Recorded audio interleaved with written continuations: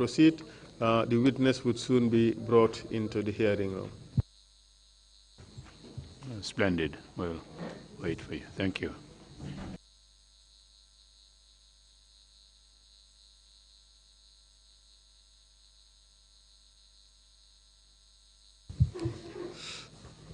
Welcome back, Mr. Kasama. Are you ready to proceed?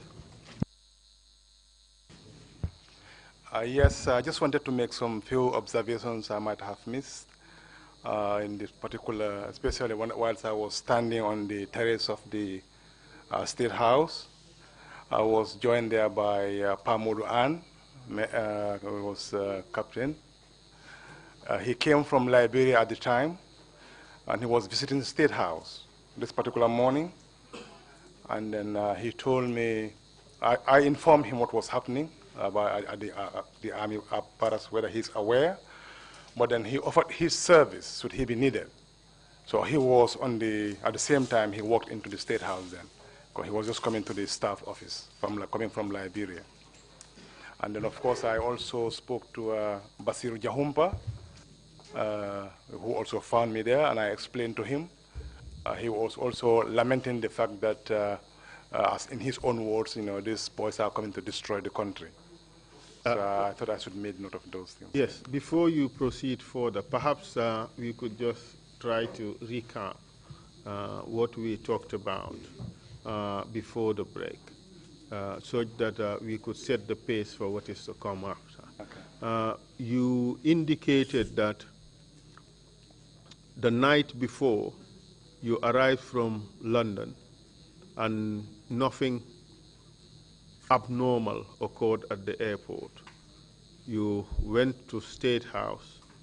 Sir Dawda inquired about the Minister of Justice, who headed the receiving party, the welcoming party.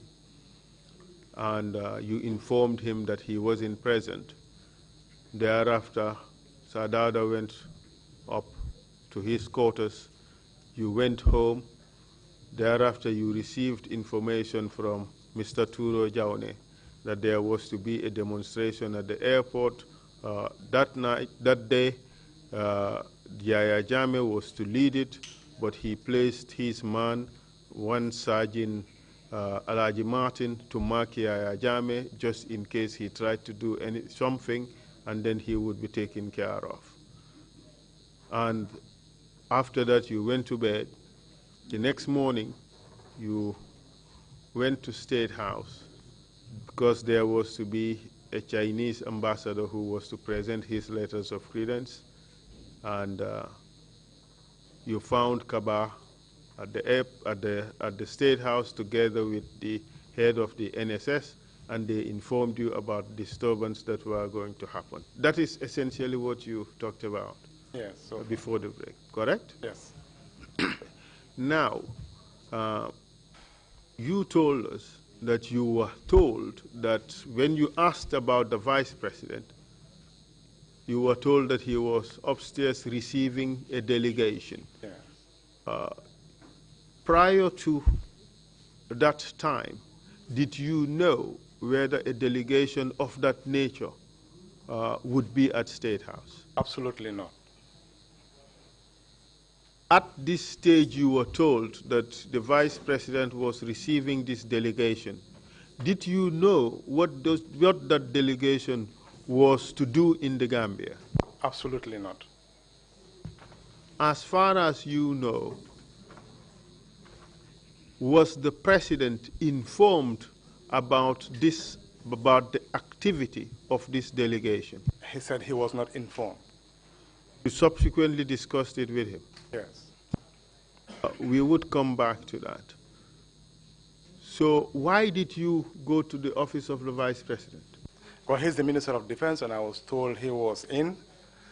And then, like I said, he's my natural office I would walk to, because being in charge of the defense of the country.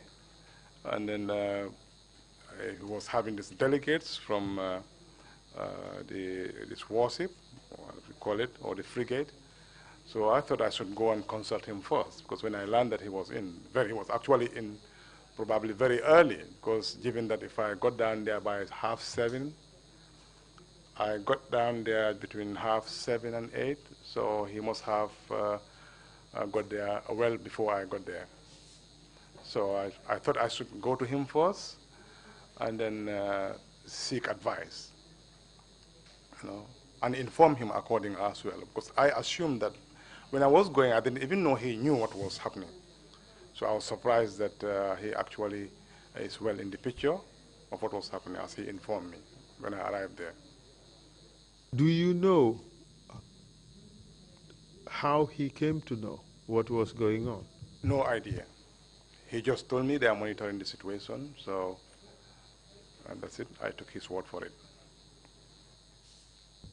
When you left the vice president's office, where did you go after that? I was on the terrace for the time being. I think after I spoke to Samsar, then Pamudu An, then Jahumpa, I didn't see him walk past me to go to the president's residence upstairs, which is opposite the vice president's office. That's the current residence of the president.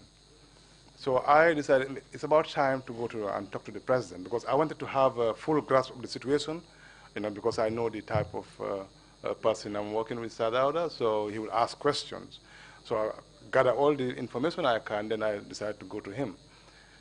On my way there, first I saw Keba Sise, the Director General of National Security, coming from that end, from the president's bedroom end, the stairs coming out.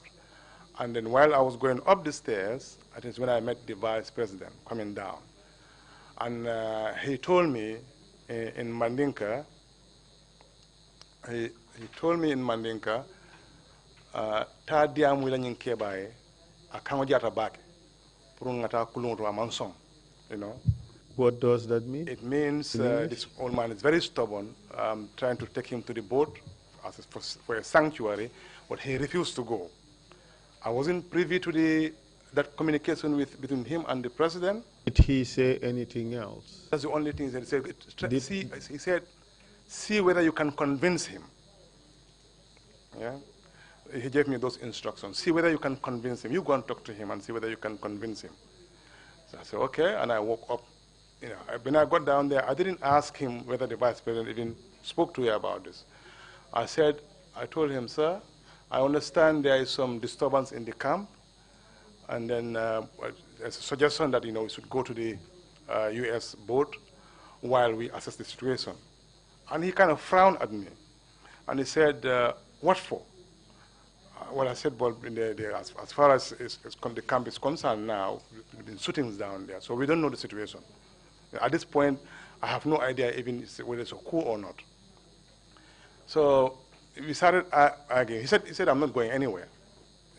I'm not going. He said he's not going anywhere. I said, okay. I sat on his bed. There was a bedside phone. I called the Yundum barracks. It was ringing the whole time, just like at Kaba's office. I couldn't get anybody on the phone. So I decided to call Colonel Akoji, who was the acting army commander. So acting army commander told me, well, there are some disturbance at the camp, and he said, I think he mentioned Mamad Cham with him there, so that's the situation at the moment. At around what time was this? I'm not sure. It's usually between 8 and 9, around that time, around 9 o'clock or so. So he informed me, so I passed the message to him. I said, sir, then I tried to start to rationalize with him that, there is no guard in the State House at the moment because they're preparing for a guard of honor. It would be better if we can have a safe place while we assess the situation. He said, I'm not going anywhere, So at that point, I left it at that, and I came down here again, tried to wait for an outcome from Samsar, who had gone, I assume, then had gone to the Marine unit. And what happened after that? Well, there was nothing forthcoming. I decided to, then now getting information that, before I got the information, I came back again for the second time, and I spoke to him, and it's the same result. Again, I called. You spoke to who? Sadauda again. The same result, that he's not going. I said, okay, let me call Colonel Akoji again. But this time, Colonel Akoji informed me, his message was very specific. He said, Kasama, I think there's a coup going underway. And then he started narrating to me the installations or barracks taken by the soldiers. Tell us what he said. Yeah, he was saying they've taken Yundim Barracks, Bonto, I don't know, the telecom station down there, and they've taken Fajara Barracks, and they've taken Radio Gambia, and now they are at the bridge. You know, that's one second time I went down there. So definitely that tells me exactly what is coming on the way. So I told the president this time, I said, look, sir, exactly what he told me, I relayed his message, that they believe it is a coup. And then this is what the soldiers are involved in. And then I told him the names, like he told me, the officers who went down there. At that point in time, his message was some of these officers said they are not part of it. Who told you that? Colonel Akoji, when I spoke to him. So he told me they said. Which officers did he mention to you? I think he mentioned Wilson was there. And then I can remember Wilson and Mamad Cham at that time, who were with him, you know, and at his house, at his residence. And his suggestion to you was that these officers informed him that they were not part of the coup. He said they made their way to him, indicating that they don't want to take part in this particular, whatever these people are up to, well, the coup. So he said that. And I informed, did Colonel Akoji told you at the time, did he tell you at the time? Yes, he did. Who was involved in the coup? No, he didn't. He didn't. He didn't give me any names. At that time, I had no idea who and who has been involved in what. He didn't give me a single name. He just called them soldiers. You know, he didn't even say like officers or so. He just said soldiers. At the time he used. Apart from the briefing that you gave to Sadauda, do you know whether any other person has given him a similar briefing? Like, I cannot say whether when Keba Sise went up, whether he actually got to the house or whether the vice president actually got to him, because I wasn't there when they were, what they claimed to have, what actually did not Keba Sise, but the vice president claimed to have communicated to him the idea of going to the board, which of course later on he was denied categorically. That never happened. Who denied that? Sadauda. Tell us what he said. He said he was, at no point did the vice president come to tell him that he should go to the board. But this was the instruction I was given, you know, to go, and said he refused to go, so you better go and talk to him and try and see how you can convince him. That's the first point of departure in terms of the communication. You know. So the second time you went to Sadauda, you told him that this looks like a coup. They have come up to the bridge. What was his reaction this time? Still, in fact, I think he sat down at that point. He just said, let them come and get me. You know, I'm not going anywhere. I haven't done anything wrong. He said, they can come and get me. So he was like resigned to his fate, whatever was going to happen. Well, at that point, I said, you know, his safety is my responsibility. If he's not going to move, I have to find another way for him to move. Was it really your responsibility? You were just his ADC. You were not responsible for his security in the normal scheme of things. Throughout this thing, at no point did I see the guard commander, I would say, make any effort, you know, to either suggest a way of, you know, improving the security within the State House, or this is the action plan. So completely, from the office, I lost track of him. Completely, to be quite honest with you, I lost track of him. Track of who? The commander of the Presidential Guard. Who was that? Yeah, Kababajo. I didn't know where he was, what he was doing, what he was communicating. I have no idea. So I felt I was on my own at that particular time. So I felt it's my responsibility then, like a military soldier, I mean a military officer, I have to take responsibility and find a solution to this, a temporary solution.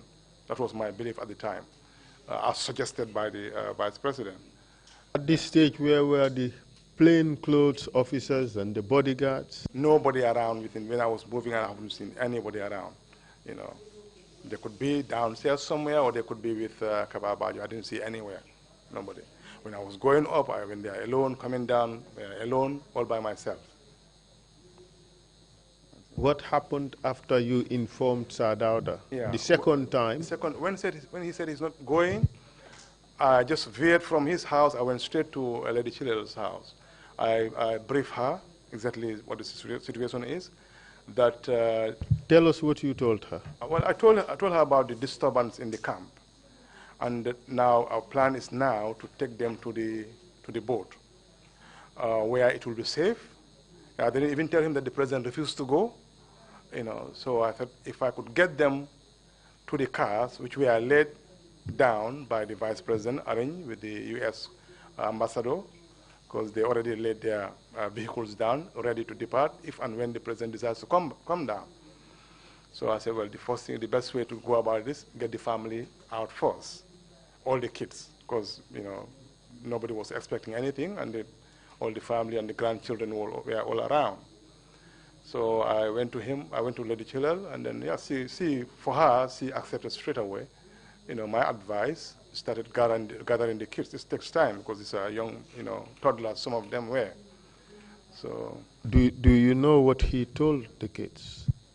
Lady Chilel, I think they were told. They weren't even told that they were going to the boat. I think they told them they were going to somewhere in one of their families around half their area. They didn't tell them that they are going to the boat.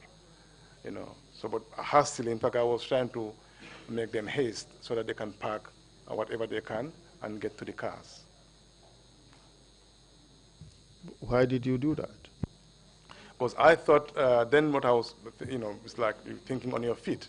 If I can get the family out to the cars first, then if I come to the president, I'll be able to convince him this time, and at least, for the sake of his family, like I did eventually, we should go and be somewhere safe at the moment while we assess the situation, as suggested by the vice president.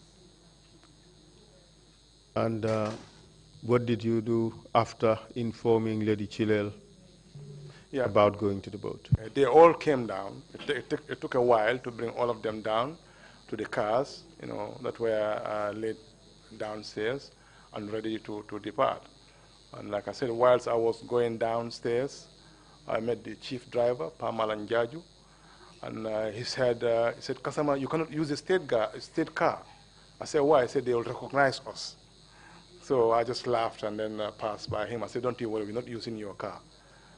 So because already then the American ambassador's car was lined up for the president to use that. Do you recall what time of the day it was? This must be between 10 and 11, around that, because at that time the soldiers were at the bridge. They were at the bridge already. Whatever was happening at the bridge, I had no idea. But I know that they came that far. So this is why I had to haste and try to move them out of a State House and to the boat. At this stage, did you see the IGP, the then IGP, Pasal Lajang, at State House? No, I couldn't remember seeing him, no. The permanent secretary, Minister of Defense, no, did you see him at the airport? They would all be inside Sehu's office. Like when I came in, there were so many. My focus was on when I went to Sehu's office. Straight away, I just walked straight to him. Everybody was sitting next in the sofas, so it's him I addressed straight away. And then I didn't even have to sit down. And then when he said they're monitoring everything, I walked out. So I couldn't tell who and who was sitting down with him there. You arrived at State House around 7:30 to 8. Yeah, between 7:30 to 8, yeah.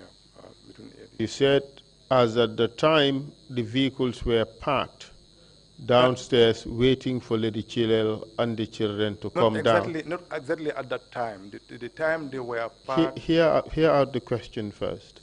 By the time the vehicles were parked, at the doors, waiting, or at the staircase, waiting for the Lady Chilel and the kids to come down, it was around 11 a.m. That's what you said, correct? About that, I can't be able to say the exact timing, but I can only go by the events as they were going, because this was exactly at the time the soldiers were at Denton Bridge. And it's your guess that it Yeah. was around 11, correct? Around, yeah, between 10 and 11 around that Okay. time. Or Between 10. the first time you saw Kababajo, around 7:30 to 8, and this period you call 11 or around 11 a.m., did you see him again in between? No, I didn't see him. That's why I said I didn't know what he was up to, what he was arranging, what he was organizing. I didn't know, I had no idea. How about Langtombong Tamba? Did you see him there at all? No, I haven't seen him. I think it's only Kaba I saw and I spoke to at the moment. So after you went down and you met the driver, the chief driver of the president, and he told you what he said, and you responded that no, you're not going to use his vehicles, what happened afterwards? Yeah, then the family were, at the first place, I don't know who even actually arranged the convoy, the vehicle. I wasn't involved in when they were parking, ready to leave. You know, all I know is I was trying to get them. So by the time they came out, these vehicles were already down on the ready to go. You know, I assumed that the vice president, having given me that instruction, had already gone and did that preparation. Whether Kaba was involved in arranging that one, I had no idea. You know, but eventually he was able to join us before we left State House at that point. How long did it take for Lady Chilel and the children to come down after you informed them? I would say it took quite a while, you know, because these are families. You cannot just rush them like that. So about 20 to half an hour, because when they are all on board, that's when I went back to talk to Sadara again. What did you tell him this time around? When I told him again, I have got the same answer. He's not going. He's not dressed. Tell us what you told him, and then what he responded. Yeah, when I told him, we have to go. These people are the soldiers are at the bridge now, and for your own security, we have to go. He said he's not going. He was he was only wearing a singlet, you know, this how do you call it, perforated singlet he was wearing. He wasn't even dressed. And then he was resigned to his fate, sitting down. Then I started to rationalize with him. I said, your family, for the sake of your family, they are all in the car now, waiting for you. We cannot put them at risk. You know, it's better. It's not. I told him, you are not leaving State House. It's just that we cannot defend it as it is now. The best option now is to go to the frigate whilst we assess the situation. You know, it was only at that point, and then he accepted to come. So I had to give him time, you know, to get dressed, and then we leave. Did he pack any belongings? No, he didn't pack any belongings. I can't remember him taking anything. Only got dressed. That's all. Briefcase, documents, nothing? Nothing I can remember of that nature. I can't remember. And what happened after that, after he got dressed? Well, we went to the cars, and we got into the ambassador's, he used the ambassador's car, and then we left the convoy. Who was in the convoy, how long it was, I had no idea. All I knew is we were just heading towards... In which car did you ride? With him in the ambassador's car.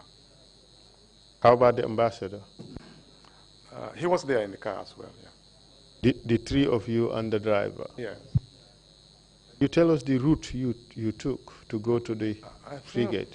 I think we went by, now I forgot this, Bokul or I don't know, Hagan. I can't remember exactly.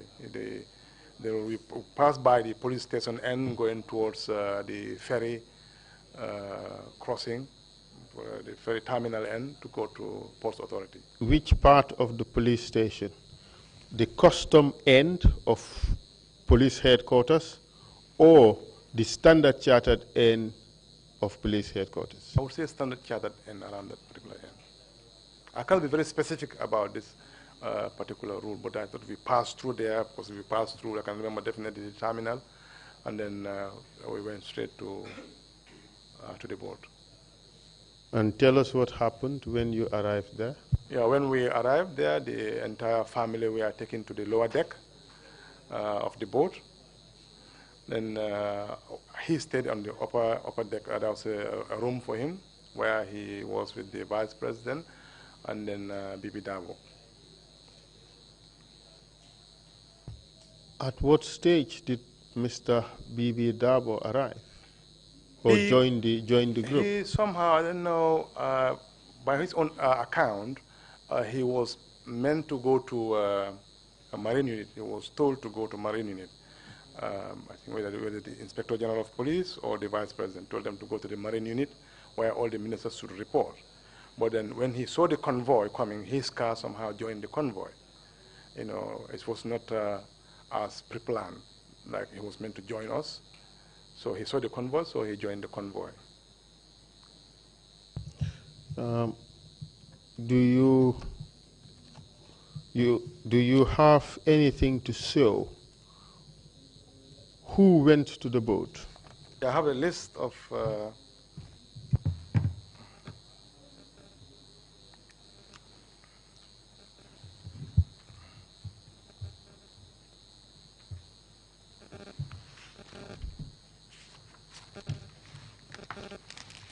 Paragraph 27 of your statement, or after paragraph 27? Paragraph 28 of your statement? 28, yeah. We've got about 47 of us. That was a big number. All of them were at State House. Well, some not necessarily from St. Louis, because some were from Port Authority itself. Those who kind of, whatever reason, felt probably not safe enough, they just jump on board. You know? Do you know how this list was prepared and by whom? This list was prepared by the Vice President and then given to Lady Chile. Can you tell us the name of the Vice President then? Sehu Sabali was the Vice President then. He prepared this list while on board, and then Lady Chile is still keeping this list. I see that the list is typed. Do you know how it came to be typed? List what again? It's typed. It's typewritten. It's not handwritten. Oh, no, I'm not sure how when it was typed, but then this is how it was given to me when I called Lady Chile, who still had a copy of this with her. Can you read out the names of the people who went on board?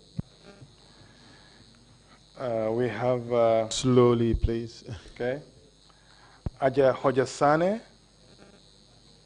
Ansu Sajo, Abu Jallo, Fatumata Jawara, Suleiman Sano, Mariam Jawara, Nadwa Basic, Maimuna Bojang, Cherno Jallo, Omar B. Cham, Ramatullah Jawara, Aliu Keta, Chilel Sanyang, Njeme Jawara, that's Lamin Bajo, that's Kaba Bajo, Bintu Job, Aisatu Baji, Huseinu Jawara, Sophie Bari, that's Lady Chilel Jawara,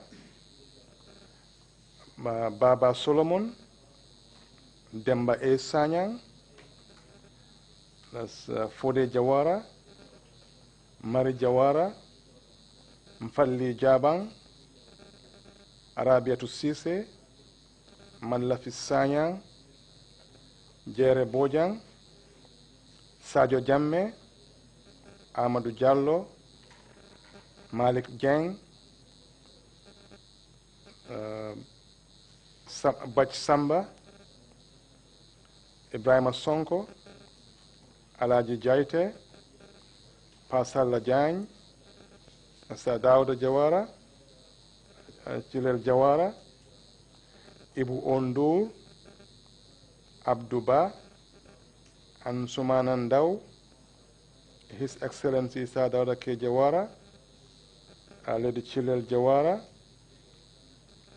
Bakari Dabo, Honorable, Cherno Jata, Captain Mamadou Kasama, Sehu Sabali H.E., Nasisa Jawara.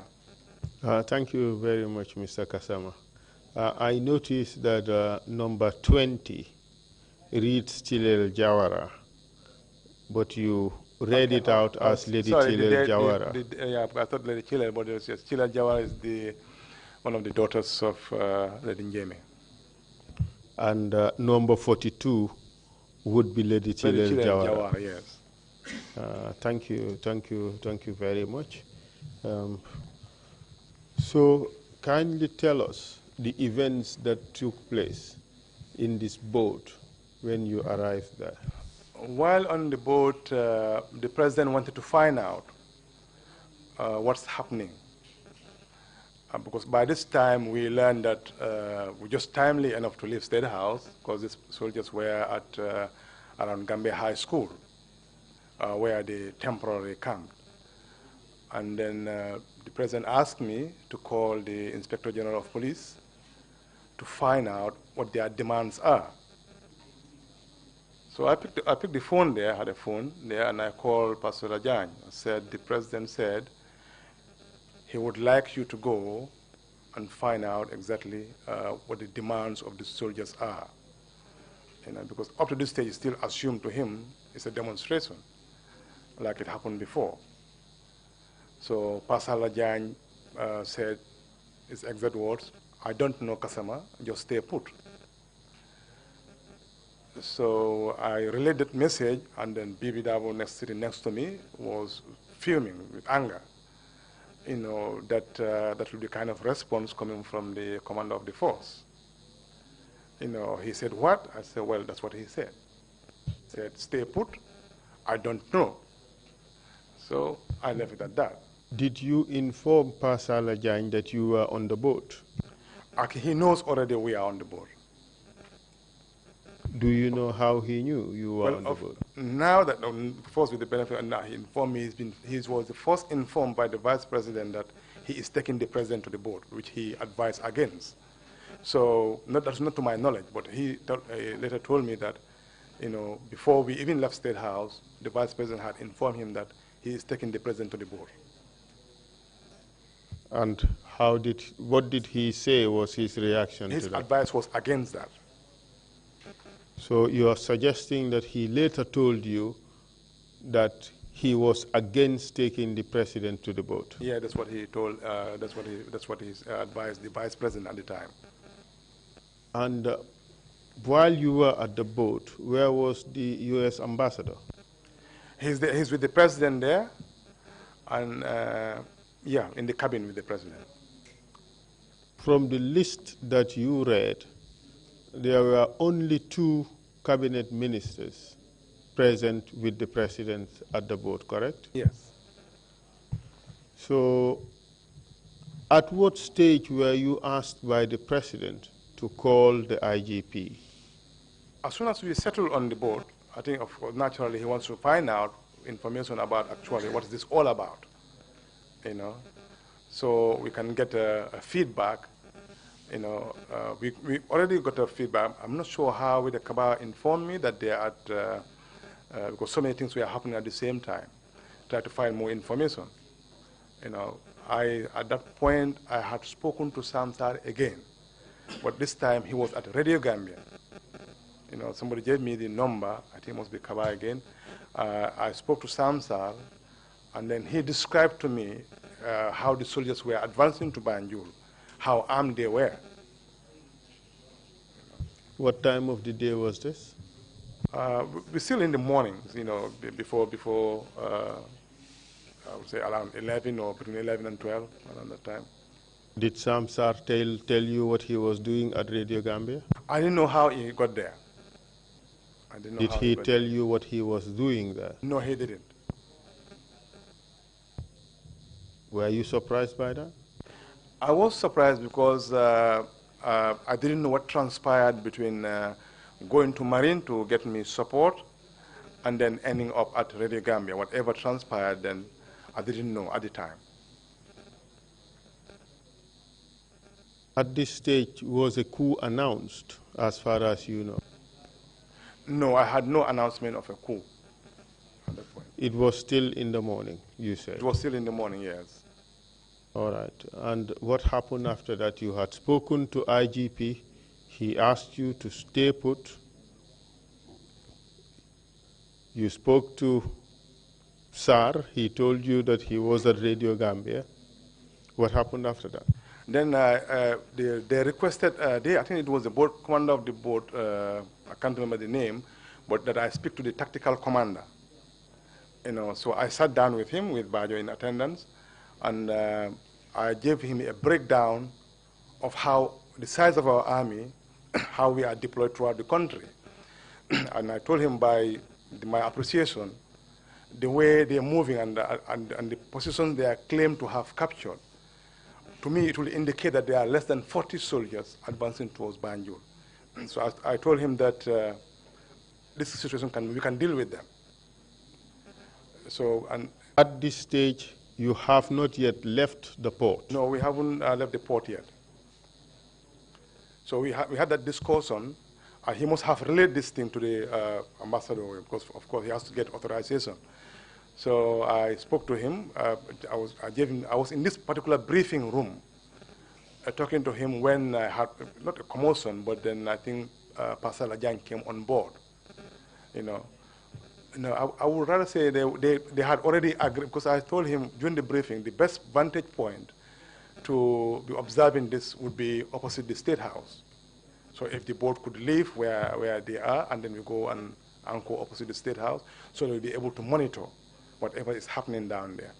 So they already started their drills of releasing the boat, I mean the frigate off the harbor when Pastor Lajani was brought in. So I saw him being kind of handcuffed with his jacket worn halfway backwards with his hand behind his back. And then they asked me, they didn't know him. The American soldiers holding him, they were bringing him to the president's cabin. So I said, no, that man is the IGP, the Inspector General of Police. Yeah, so they went in with him to the cabin. I didn't follow them there. So I stayed with the tactical commander. What happened afterwards? Well, whatever happened to Pastor Lajan, I didn't know at that time, until by his later account.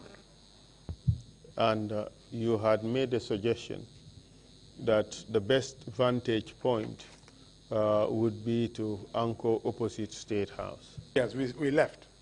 I understand he wanted to leave, but then they said no. This was my understanding at that point from the Americans. Who wanted to leave? Pastor Lajan, because having delivered his message, this was my understanding that he wanted to leave. They told him no, already they left the harbor, so they cannot go back. But this was completely contrary to what he told me later happened, transpired. What did he say transpired? He said as soon as he walked into the cabin. Go ahead. He was told that by the president that, oh, you are the leader.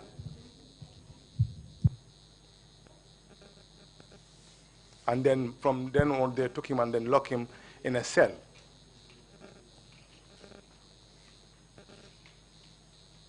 And then what happened? That's all he said? For me, I didn't see him again until when, I think the following day in the evening. So I assumed that he is with the people downstairs in the lower deck.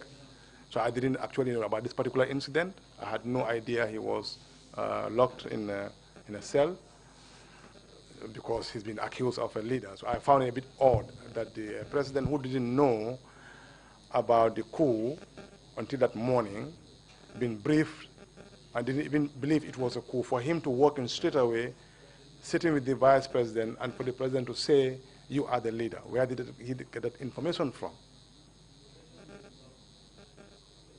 If that is actually what has transpired by his own statement. Did you discuss this with Sadauda at any point? No, I didn't. I learned this not that long ago, but not at the point of when I started, at no point mentioned that particular incident to me.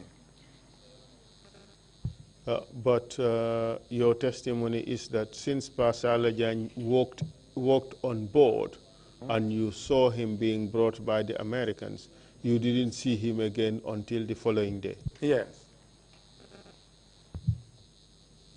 So after the boat left port, you saw Pasalajan walk in. What happened after that?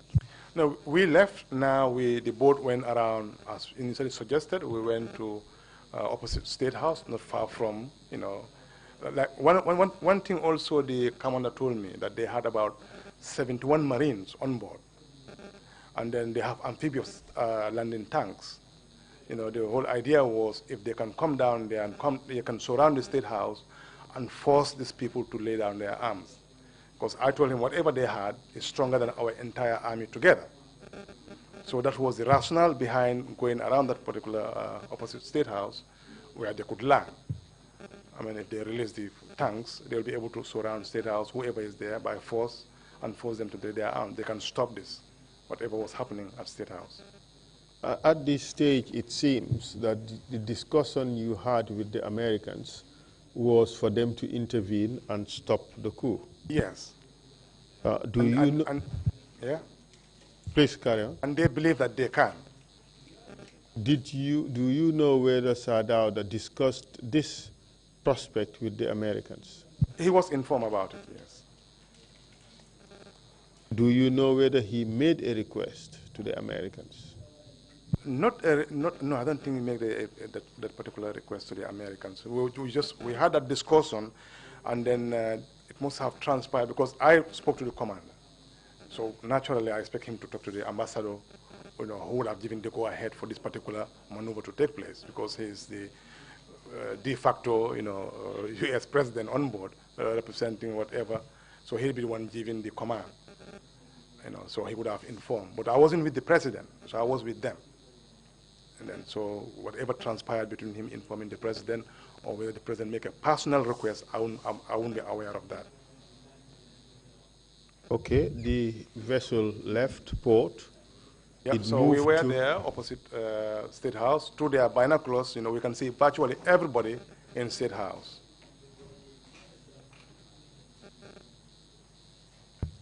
Do you know whether there were any negotiations with the soldiers at all? Not at that point when we went opposite the State House. At this moment, we were just trying to ascertain exactly the situation in the State House.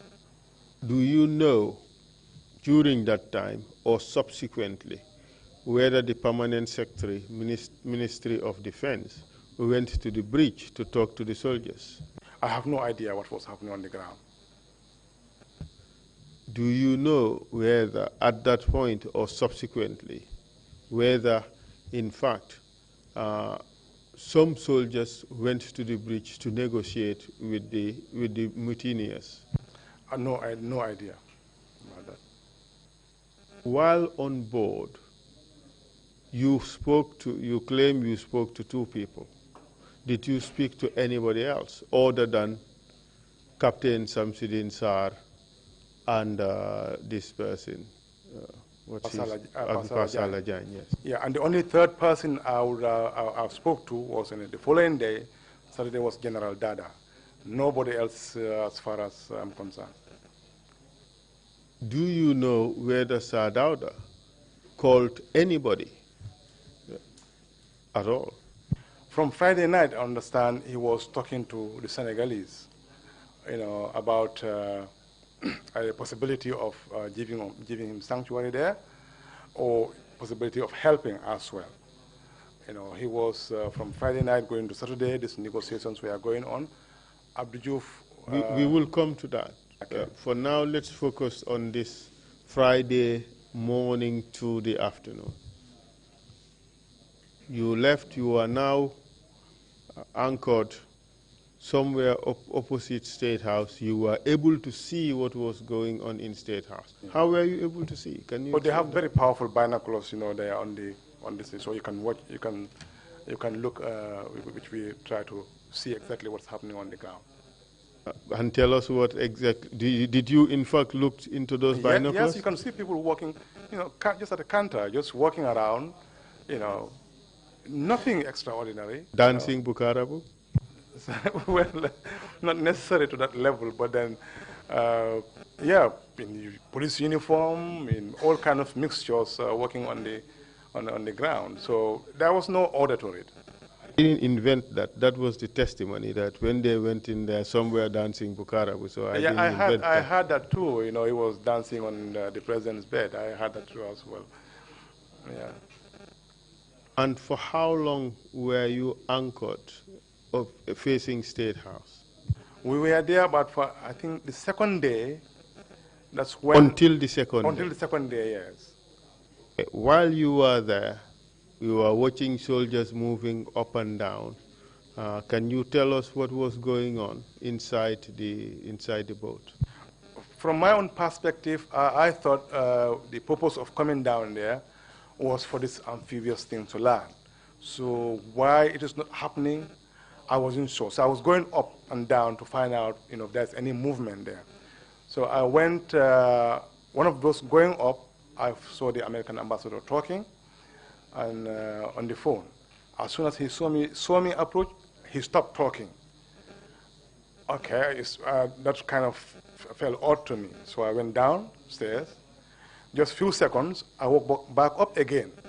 I approached him, he stopped talking. At that point, I was like suspicious of anything that will delay the whole action of soldiers being deployed that they had on board. So I went to the president straight away. I said, look, sir, I don't trust the American ambassador. He said, why? I said, well, I explained to him what happened. I said, twice I got to him, and then whatever he is saying, he doesn't want me to know. To me that sounds a bit dubious. And then the Sadr told me, he started giving me a long lecture about international relations, how America they will first condemn the school, and then they will impose sanctions, and before they authorize action. I wasn't convinced. But he has been very calm throughout. At no point was he angry or out of control. He maintained his dignity throughout. Do you know what discussions took place among the cabinet ministers who were present at the time? I'm not aware of any discussion that actually took place in between them. Like I said, I've been moving, from point A to point B, try to see what's happening. The main purpose of our deployment in that particular area.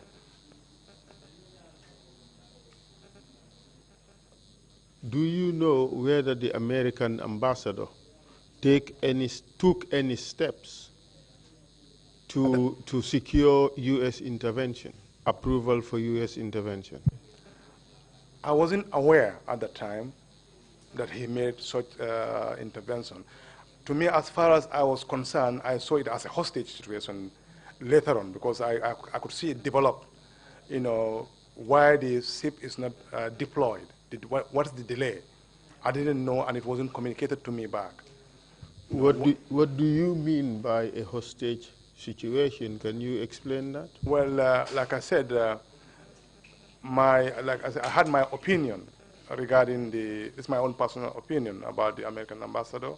What was your opinion about the American ambassador? That in his person, this is a person who interfered or was deemed to have interfered in the internal politics of the country.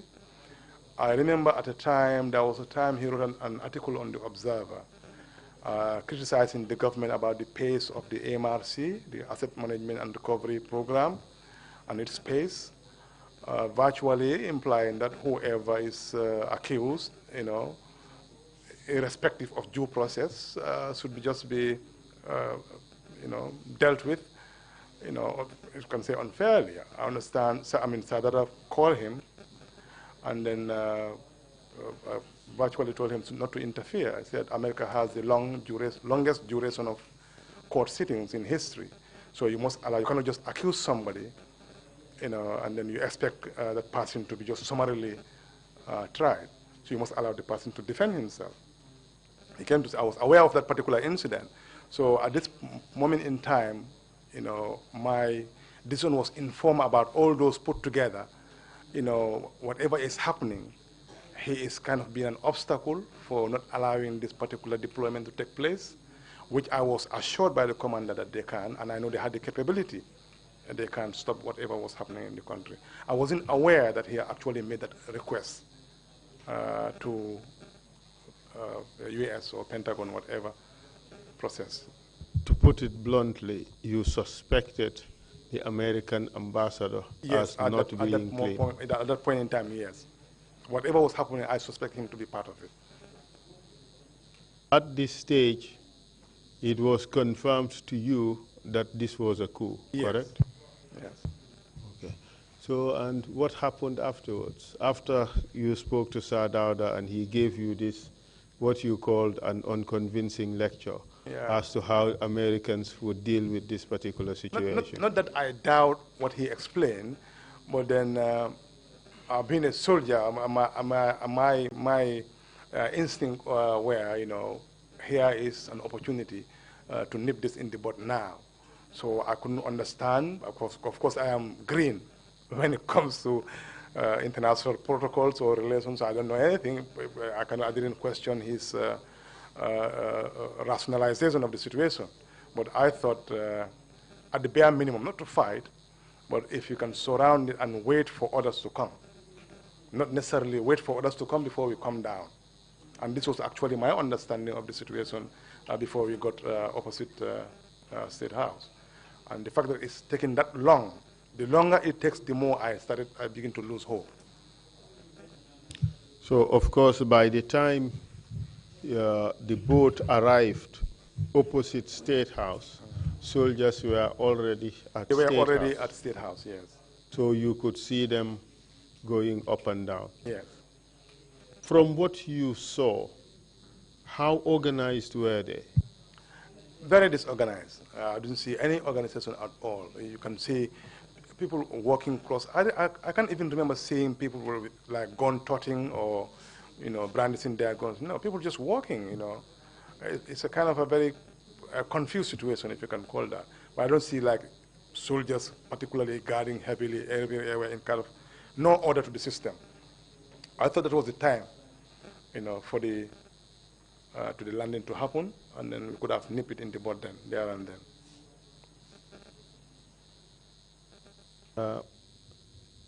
Do you know what steps Americans, whether the commander of the American vessel took any steps to prepare for deployment in the event that he received an order? Well, I understand later, of course, they were opening the belly of, because we're going to see that we are on board, you know, kind of threateningly opening the belly and then closing, kind of as a kind of a scare tactics. That wasn't the idea, but then it still did scare the soldiers anyway.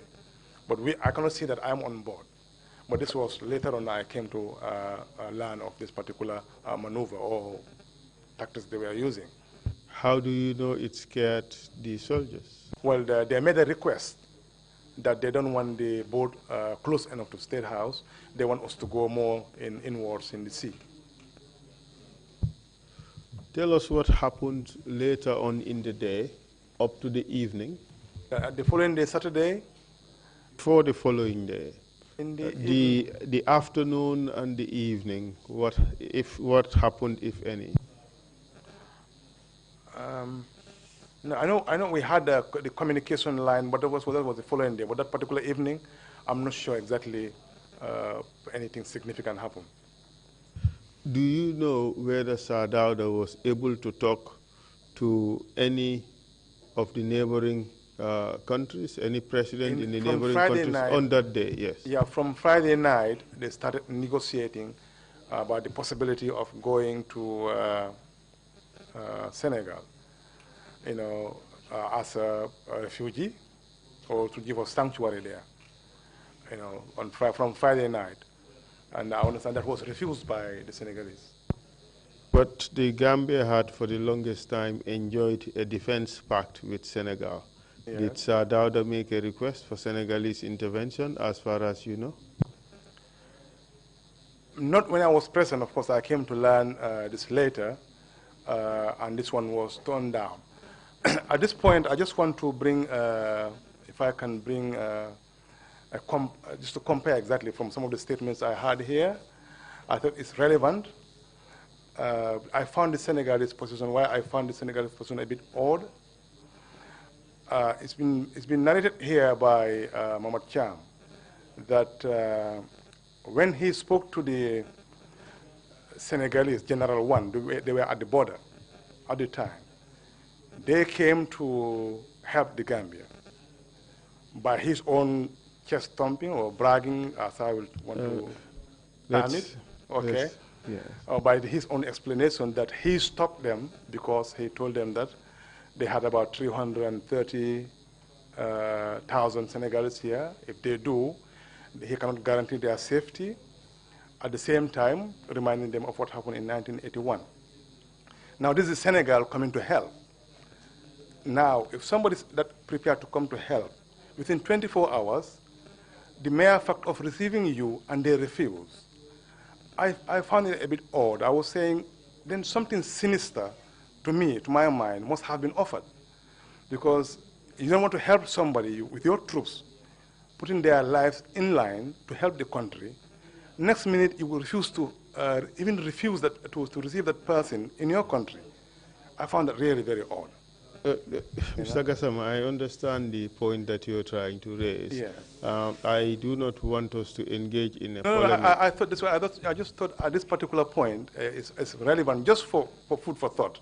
And then yes, people to think about obviously there can be lots of explanations. I know. It is possible that Mr. Cham referred to a conversation with General One.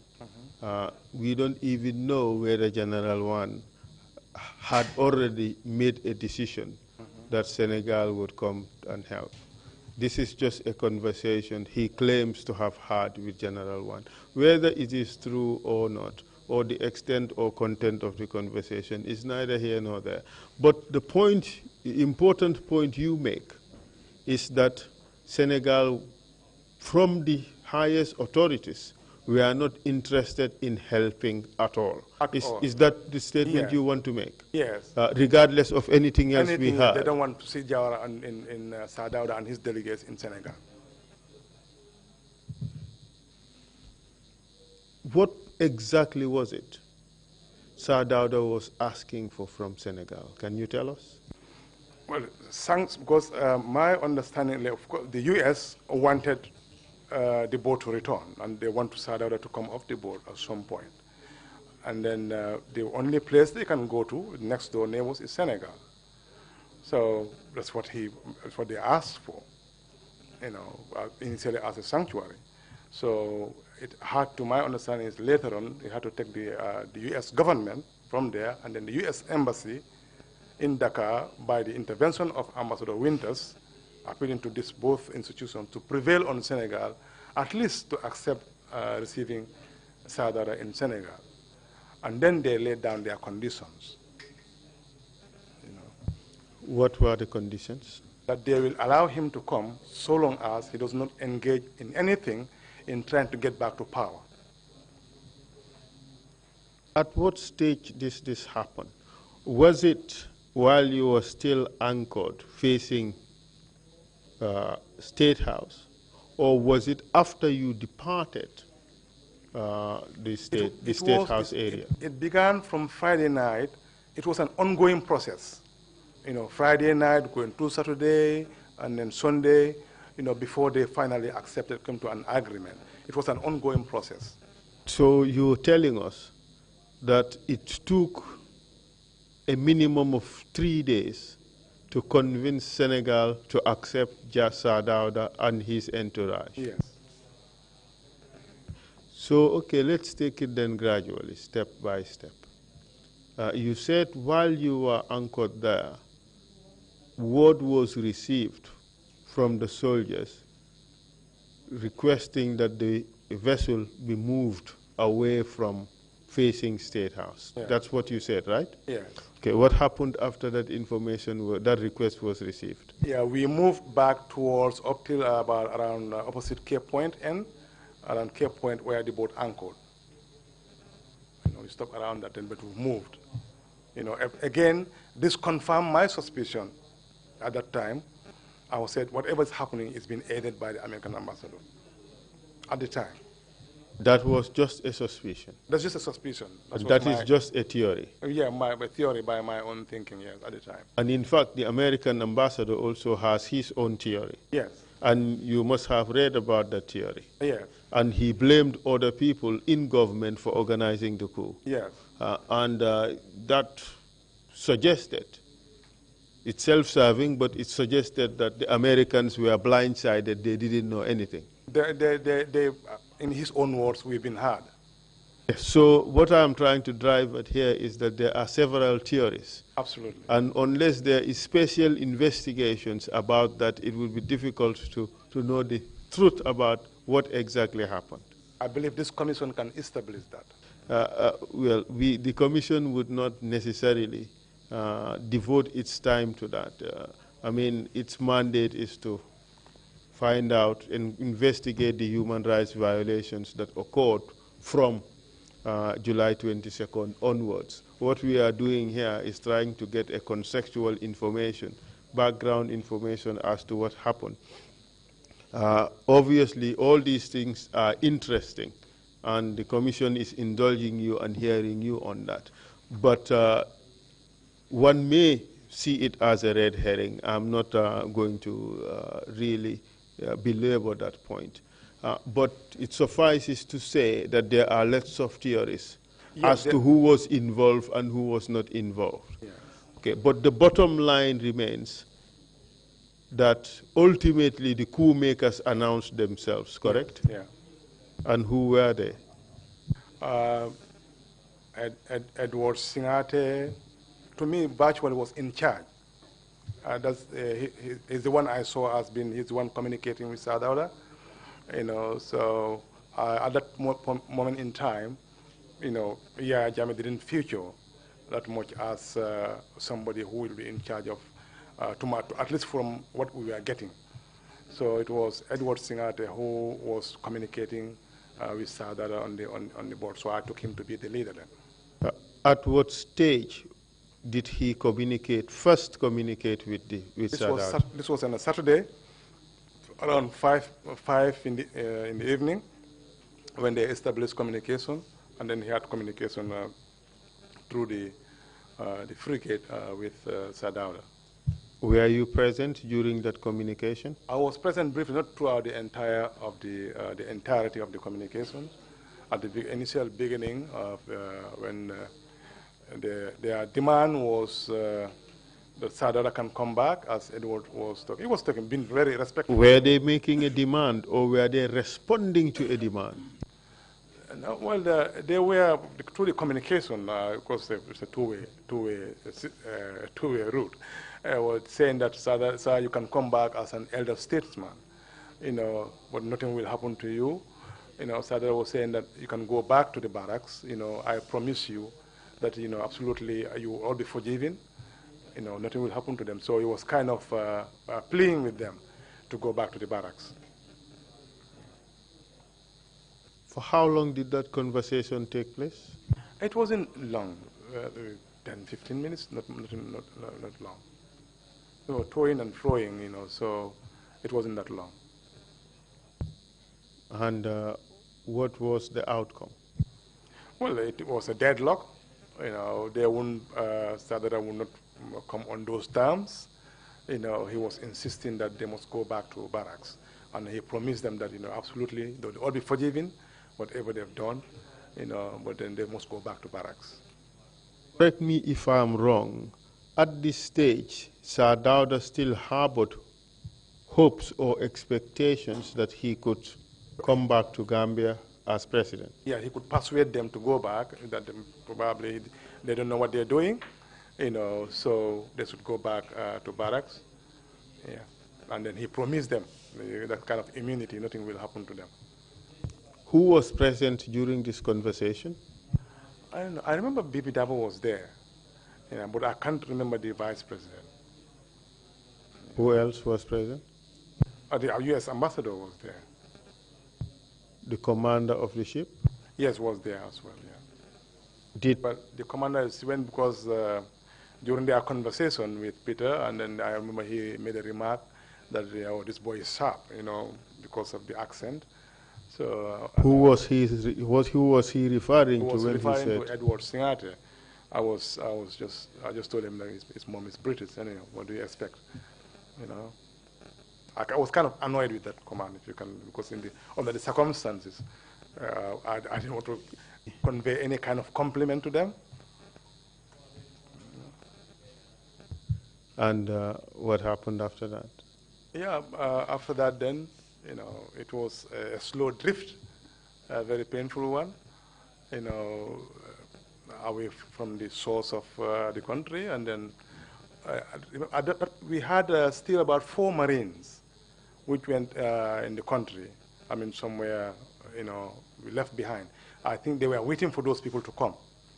And they must have come from the American ambassador's residence to come and join us by a boat to come before we left for Dakar. What happened to the American ambassador? He came off before we went to Dakar, having secured whatever negotiation he had done with Senegal. He came off the boat, and then the boat proceeded to Dakar. Do you recall which day that was? This was on Sunday. What happened to P.S. Jang? He stayed on board. I remember he wanted to go off with the American ambassador, and he was refused that opportunity to come down. Did he say why he wanted to go down? Well, at that moment in time, no, I didn't have any conversation with him why he wanted to go home, go down. Do you know of any particular reason why the Senegalese government accepted to receive Sir Dawda and his entourage in Senegal? That is, if he accepts the condition that he can come and stay in Senegal without involving in any activity, political or anything otherwise, in trying to get him back to power. It's a kind of a refugee status, What do you say to the suggestion that the Americans insisted on going to Senegal regardless of the lack of approval, simply because they had somebody on board who was sick and needed immediate medical assistance? To me, at that time, I thought it was a ploy, to get us down. Once they get down there, the negotiators, that's how I saw it at the time, because I wasn't privy to other information. So when they said there was a soldier sick, I didn't even know it was a heart patient. I thought, now here again, they're trying to find a way, an excuse to dump us in Senegal. So you still had this conspiracy theory in your head? Yes, I still had this conspiracy, in my head that definitely they find an excuse, because the ship of that magnitude will be well sufficiently stocked with medical facilities. If you have a knowledge of military, and as advanced a country, one of the most advanced countries in the world, would have virtually every means of treatment within their onboard the frigate. So I assume that this was a ploy to me to take us to Senegal and then leave us there. Just a matter of interest, was there a helicopter on board? I couldn't remember. No, I can't remember seeing a helicopter. I couldn't. So when you said you then started a painful drift towards where? Towards Senegal. When did you reach in Senegal? When did you arrive? It was a Sunday, the same Sunday. I can't remember the exact time, maybe in the evening or something like that. We arrived there Sunday, and then we found vehicles were arranged there, laid out for us. So we hastily... Presidential treatment? No, this was not presidential at all. Absolutely not. It was all rush. So we were taken to Residence Medine. More like incognito, you know, you have to go so that you'll not be recognized or something.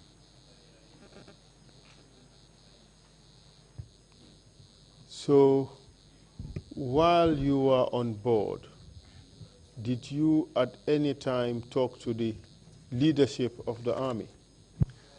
I spoke to General Dada on that was the second day. And I called him just to find. Then I think we all realized that we can now. Many people were making calls from their mobile phones, so I had a bit of life left in my battery. So I called him, and then he said the boys. His exact time was the boys, meaning the soldiers. They've passed by me, and I've told them what to do, what not to do, especially not to touch the civilians. So at the time, I felt so disappointed because I thought that was giving a helping hand, to whatever was happening. But at that time, I didn't know the depth of his involvement in the whole coup plot at that time. Are you suggesting that Dada was involved in the coup plot? Absolutely. What is your basis for that? Because at the end of this whole thing, I kept on investigating, and then officers, we will kind of have confide in each other, what actually transpired at different points, because everybody have their own perspective of what was happening. So when I put everything together, I knew he was an aggrieved general who was relieved to go back into Nigeria, and he refused to go. And in his own words, as he told me, that they've messed up the country, that means Nigeria, but then not realizing that that kind of was used, in the theory I had, that he was offered citizenship if he could pull this thing off to that level. Ultimately, he wasn't offered citizenship, was he? Well, of course, it didn't. Well, it didn't succeed probably in the way, or whoever offered him citizenship, the manner it happened. But I understand from because we got one of our orderlies, who was Alpha Jallo, stayed at State House. Immediately they got into State House. Dada walked in there. He was coming in and out of State House. That is the information you received? The information I got from, yes. But nonetheless, this theory is punctured by the fact that the coup has succeeded, yes, and Dada wasn't given citizenship, yes, and he had to go back to Nigeria. Yes. So it's just another theory? Another theory. Yes. Thank you very much. So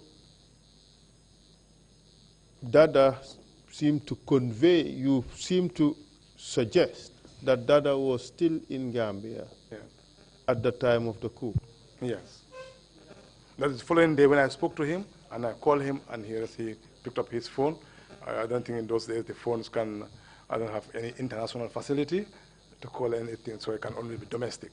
And I called him, it was domestic. What do you say to the suggestion that Dada had gone to Nigeria and he only returned the next day after the coup? Yeah, that's the next day. That's when I called him. That was a Saturday. I'm not aware whether he had traveled.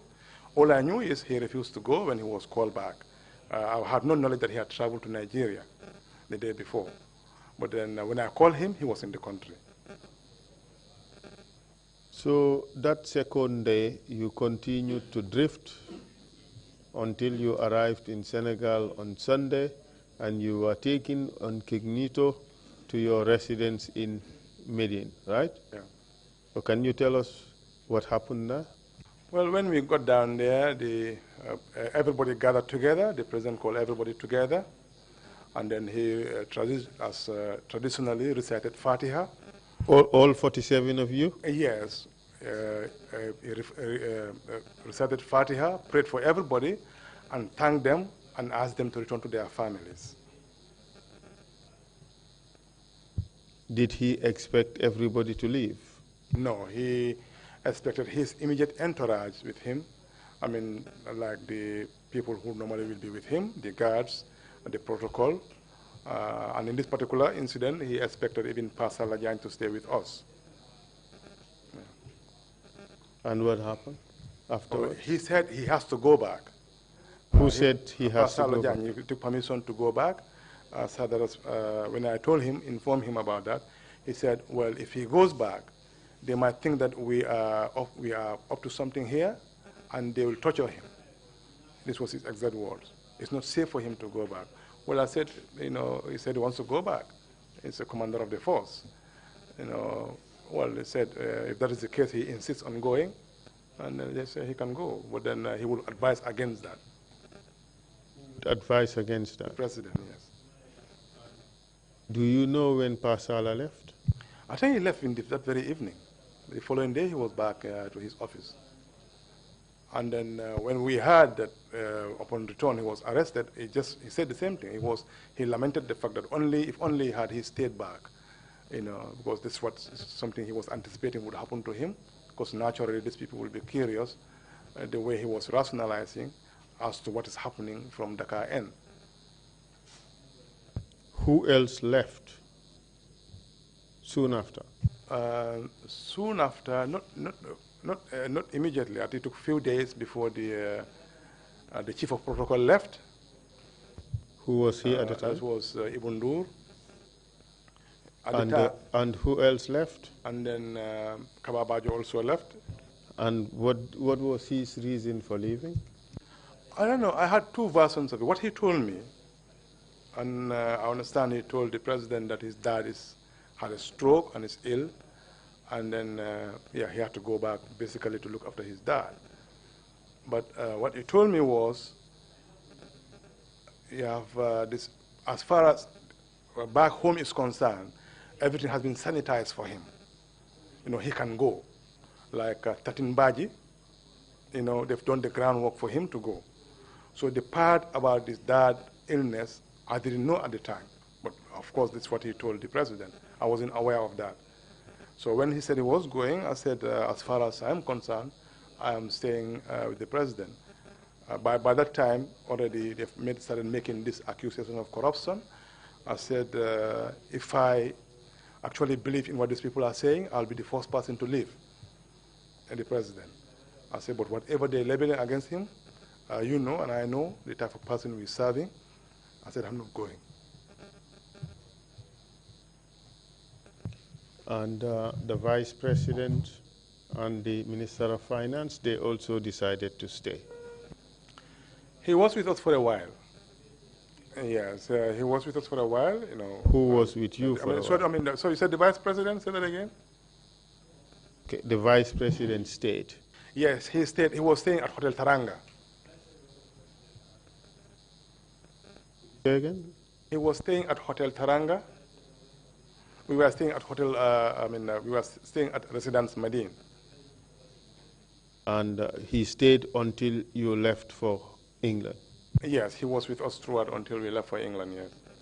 We want to know the relationships and the situation as it obtains there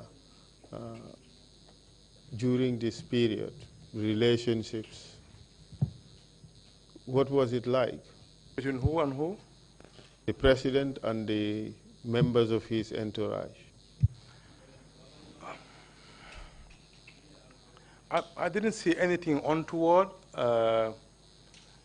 between them.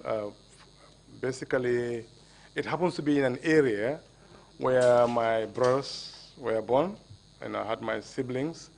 It's not far from the residence. My stepmom, Musukeba Sonko, my auntie, my mom's elder sister, they are of the same mother, was living there. My mom wasn't there at the time, but she was.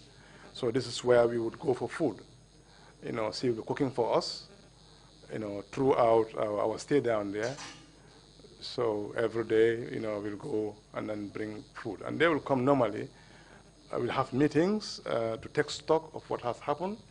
And sometimes we will have Mustafa Anyas, the foreign minister, coming to brief them whether any action or any action from the Senegalese government side, until we arrange a trip to go and visit Abdou Diouf.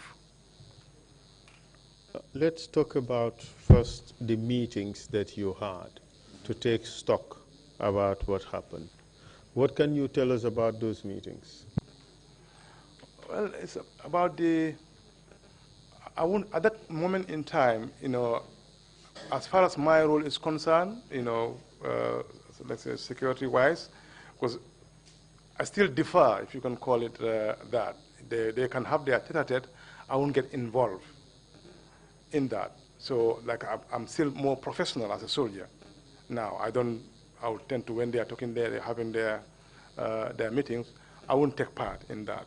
So I'll be more like looking after the family side of this, because I become like, multiple roles, try to calm down the situation, make sure everybody is at ease, So when they are there, it will be him and maybe three of them talking, but I'm not privy Who are to the other any two? particular discussion in between them. Who were the other two? You said three of them Yeah, the usually vice talking. president, and Bibi Dabo were there, and Sadauda, and then the chief of protocol was there as well. Mr. Chairman, it's 5 minutes to the lunch break. So you may have the floor to ask questions if you so choose. Thank you very much, Council, for that. When any commissioner has got any question to ask, Commissioner Carr, you have the floor.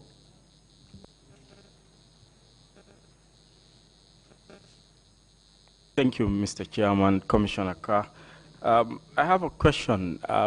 You mentioned that you've interacted with Jammeh.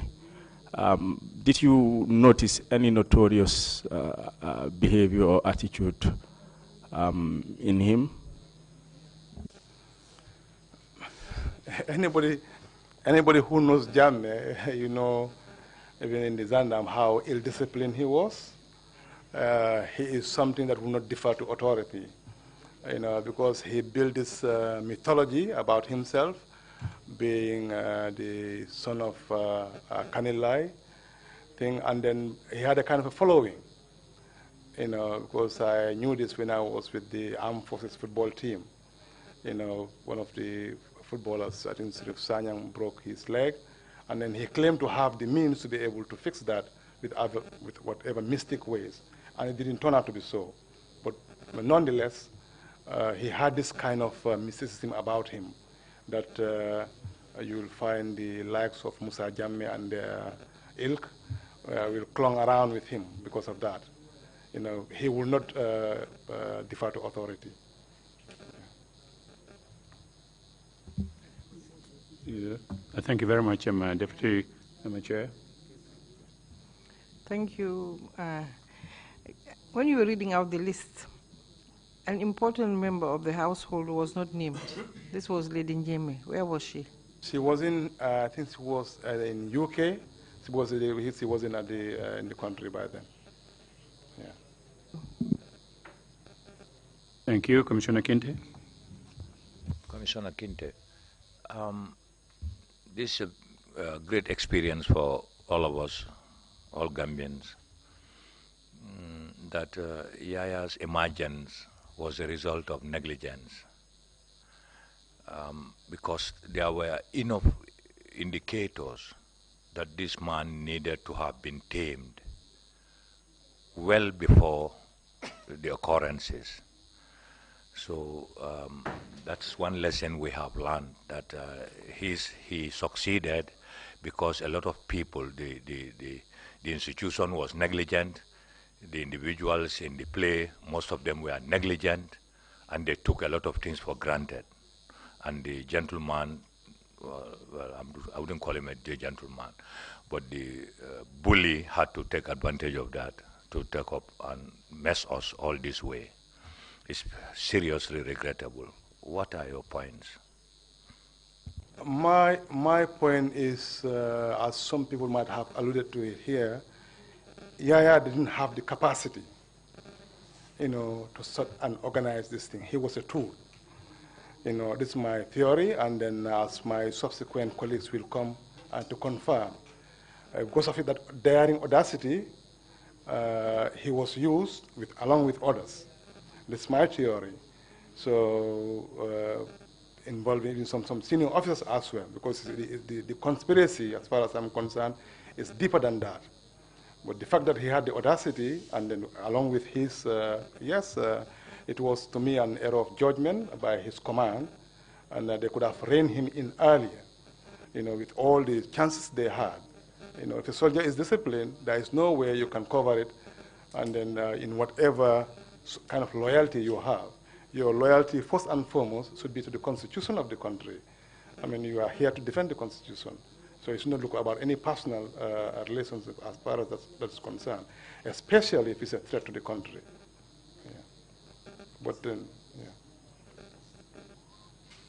yeah. Commissioner Carr, you have a question? Or? Sorry. Something I wanted to ask, but it escaped me for one reason or the other. I have a second question. From my understanding of your testimony, you said that the Americans, well, that was your own interpretation. For one reason or the other, we are in support of the coup, if I got you right. But of course, if I can qualify that, that was at the time. Okay. Yeah, but subsequently, of course, I came to know better. Oh. But at the time, there is no way of me, without any sufficient information available to me, I made those judgments. Up to the time we went to Hayward's Heath, we sat down, we started to recap exactly, we sat down how events went through one by one. And then everything seemed odd. Here is a U.S. boat, that came to the country.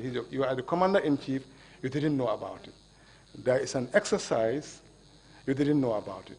This exercise was meant to take place in Mandinari. Last minute, it was changed to be an assault on Banjul, giving the soldiers chance to attack Banjul. He didn't know about it. And I was told to remove him in State House as the instruction given to me.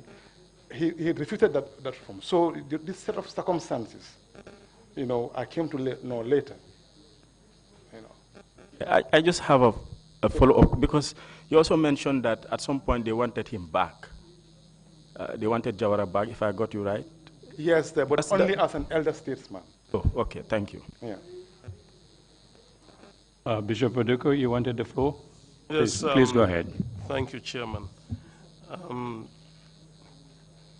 Mr. Modu Lamin Gazama, on the morning of July 22nd, when you went to work and you had these rumors, you went to the Vice President, who was then the Minister of Defense, to brief him on the matter. And then he told you already that they heard about it and they were working to contain the situation. And monitoring. They were monitoring the situation. Yeah. You met the American ambassador and the commander of the American frigate.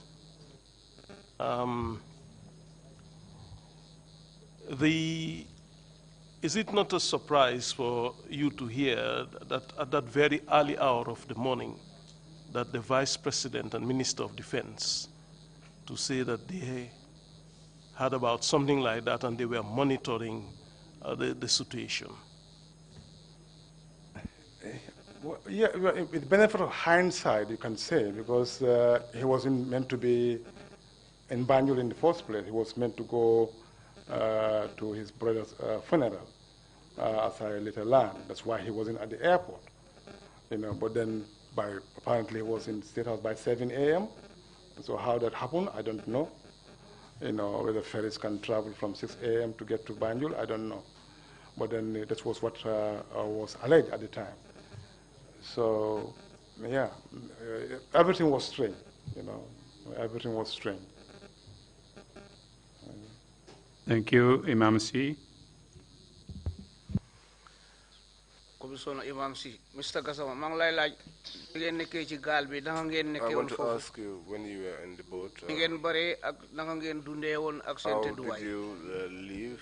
What were the conditions like, given the huge number that was involved for these 2 days? Nahari on na torop, because so you say so. It was difficult because when you look at the people's faces, they did not look. Even though naka gabi yatuna, why the fahala gina hat. The ship was wide, but to us it was small. Speaking to one of my friends, when I looked at his face, I noticed he was not happy, and I can still remember that to this day.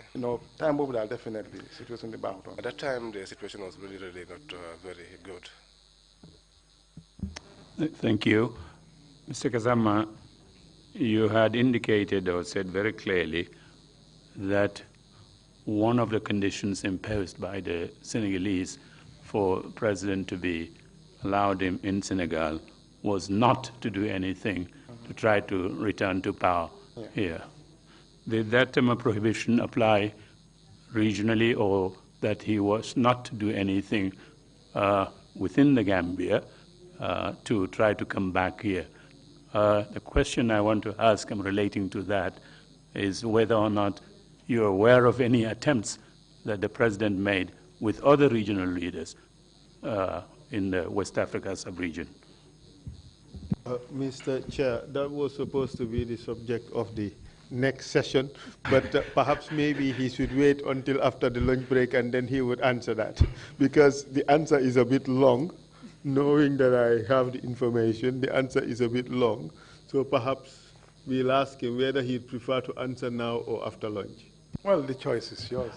I think I'll defer to the legal counsel. I always try to preempt you. Thank you. Thank you. So we can wait. But we can still leave it as your question, Mr. Chair. No, I would want it to be yours. Thank you. Thank you. That's good enough. If there are no further questions, we will take a 1-hour break and then come back 2:30 sharp. The meeting is adjourned.